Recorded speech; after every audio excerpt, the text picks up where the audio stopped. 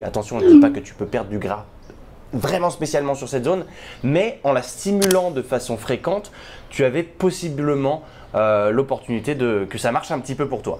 Et c'est Hey, what's up team, c'est Quentin, j'espère que vous allez bien. Aujourd'hui j'ai une nouvelle vidéo pour vous. Alors elle est un petit peu spéciale. Alors vous avez vu que récemment je viens de créer un podcast.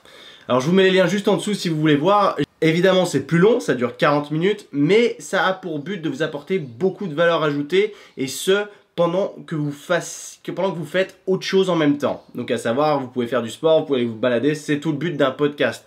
Donc c'est pour ça que j'étais pas trop chaud de les mettre sur YouTube, mais on m'a quand même demandé, il y en a qui aiment bien avoir l'aspect visuel aussi, de me voir en même temps parler, ça peut être aussi sympathique. Donc si tu as 40 minutes à taper, je t'invite à aller les checker. Et c'est un peu différent, mais pour le coup on est loin du divertissement et on apporte de la valeur ajoutée qui peut te rendre meilleur dans ta vie tout simplement. Donc bref, passons maintenant au sujet principal. Aujourd'hui, je vous retrouve pour une nouvelle vidéo. J'ai eu une idée un peu spéciale il y a de ça déjà un mois. Donc c'est pour ça que j'ai pas trop uploadé, parce que cette vidéo était très longue à faire, parce que ça a été pas un challenge, non. Hey yo, what's up team? Alors au moment où je vous parle, au moment où je fais cette vidéo, j'ai aucune idée de si cette expérience va fonctionner ou pas. Donc peut-être que vous ne verrez jamais ce clip que je suis en train de gentiment vous tourner. Mais en fait, je me suis posé cette question moi-même. Parce que quand on est un homme, c'est vrai qu'on a tendance, ou pas, hein, ça dépend encore une fois des génétiques, mais à stocker le gras sur le bas du dos. Les poignées d'amour, ce qu'on appelle plus communément en français, et elles partent pas. Et elles ont du mal à partir, chez moi ou chez d'autres personnes, et c'est vrai que c'est chiant et ça peut gâcher un petit peu un physique. Et je me suis posé la question de me dire, j'avais lu, je sais que forcément, on ne peut pas cibler vraiment la perte de gras. Ça se fait de façon homogène sur tout le corps, en fonction encore une fois des génétiques. Il y a un putain de cabot qui gueule, encore une fois, ça me casse les couilles là. Ouais, ça a marché. Putain. Ouais, du coup, je me suis posé cette question vraiment purement par curiosité. Parce que comme je disais, on ne peut pas vraiment cibler la perte de gras. Mais j'avais lu dans des articles américains à une époque qu'en stimulant vraiment la zone, tu avais des chances de un petit peu la stimuler. Attention, je ne dis pas que tu peux perdre du gras vraiment spécialement sur cette zone, mais en la stimulant de façon fréquente, tu avais possiblement l'opportunité que ça marche un petit peu pour toi. Et cette expérience, elle va être sur 30 jours. Donc aujourd'hui, c'est jour 1. On va tester de voir si mon tour de taille diminue sans que je ne touche à rien d'autre sur mon alimentation. Sur mon lifestyle en général, le sport et l'alimentation, le nombre de calories brûlées environ. Alors là de suite, j'ai un tour de taille à jeun de 81 cm, ce qui fait 32 inches. Tu sais, quand tu achètes des jeans, c'est un taille 32 genre, américain. Ok, est-ce que tu arrives à voir là?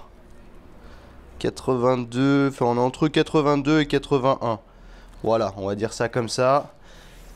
Et en fait, le but, ce serait, bah, tu vois, de dégager ça.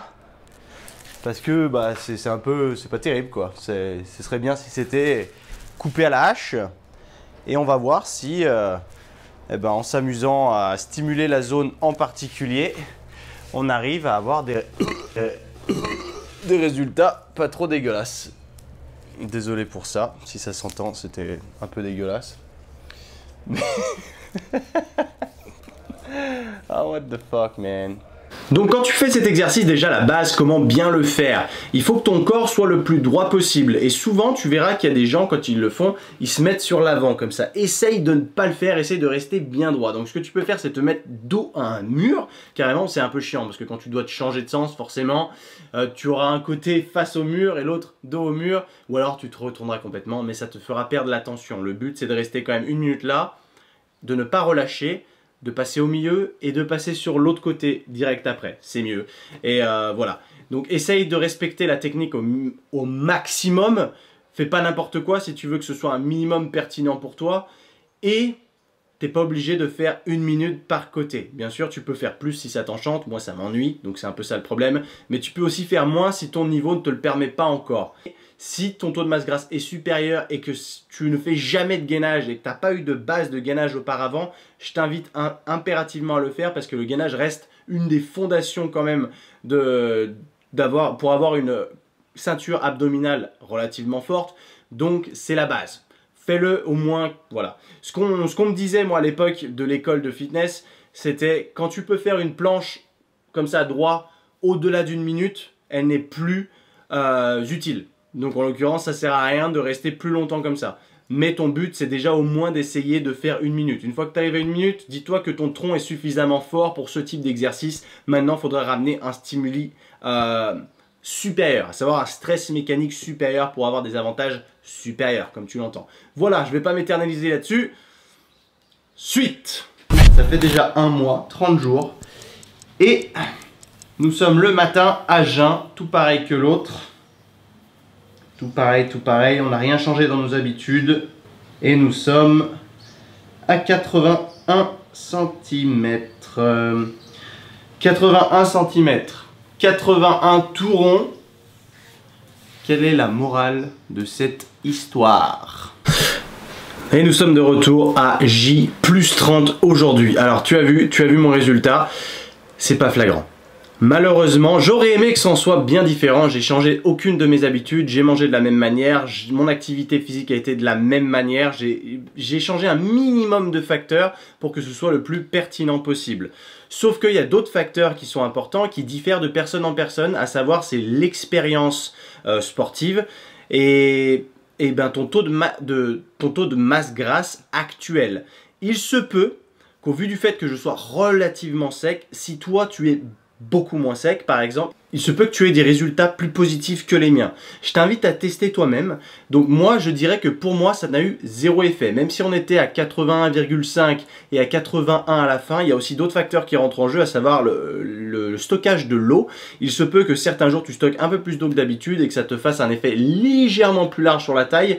Donc à savoir 0,5 cm pour moi, il n'y a rien. En 30 jours, c'est pas pertinent, c'est pas intéressant, c'est pas comme si je continuais encore pendant 6 mois et que j'attendais davantage de résultats. Pour moi, ça n'a absolument pas fonctionné. Pour moi, c'est donc un mythe le fait de pouvoir targeter cette perte de gras. Mais au moins, je voulais le faire par moi-même, de ma propre expérience, de voir au moins sur un cas précis, réel de la vie de tous les jours, si c'est vrai, plutôt que de me baser sur des trucs que tu vois sur internet, étant donné que tu vois de tout et de rien.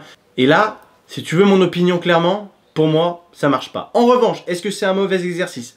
Pas du tout. Cet exercice, si tu ne le fais jamais ou si tu ne l'as jamais fait, si tu débutes, je pense qu'il est très pertinent.